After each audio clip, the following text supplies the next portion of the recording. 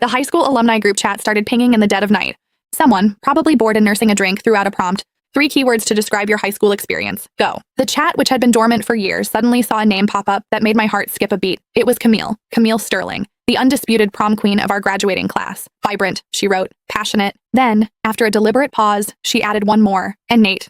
The chat exploded. Even after a decade, they were still the it couple of our high school's tragic lore, the rebellious, wealthy bad boy, and the ethereal, gentle honor student. They had loved each other with a raw, burning intensity that everyone envied, only for it to end in a messy, rain-soaked heartbreak the summer after graduation. Every person in that chat had been a witness to their epic saga, including me. I shifted my gaze to Nate, who was sleeping soundly beside me. The jagged edges of the boy I once knew had been smoothed over by time and tailoring. Nathaniel Vance was no longer the leather jacket-wearing delinquent. He was my husband. Distinguished, composed, and completely, utterly indifferent to me. That old thorn, the one I'd pushed deep into my skin years ago, began to throb with a dull, familiar ache. It seemed the onlookers were more invested in the ghost of their relationship than the actual people involved. Camille's Instagram says she's single, but Nate, does anyone actually know? He went dark after the breakup, dropped out of the loop completely. Now the only place I see him is on Bloomberg. Please, the man is a machine. No scandals, no tabloid shots, just work. There's no way he has a girlfriend. Makes sense. When you lose the love of your life that young, everyone else is just noise. Why did they actually break up anyway? Classic ego. She wanted to head to the Sorbonne. He was being a prick about it.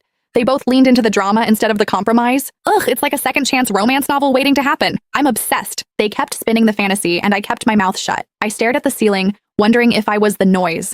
Was I just the compromise he made when he realized he couldn't have the real thing? I reached over to turn off the lamp, but Nate's phone lit up on the nightstand. Unknown. I'm back, Nate. There was no contact name, but I didn't need one. Only Camille called him Nate with that specific, casual intimacy. He was out cold, his hand resting instinctively over my stomach as it often did in his sleep.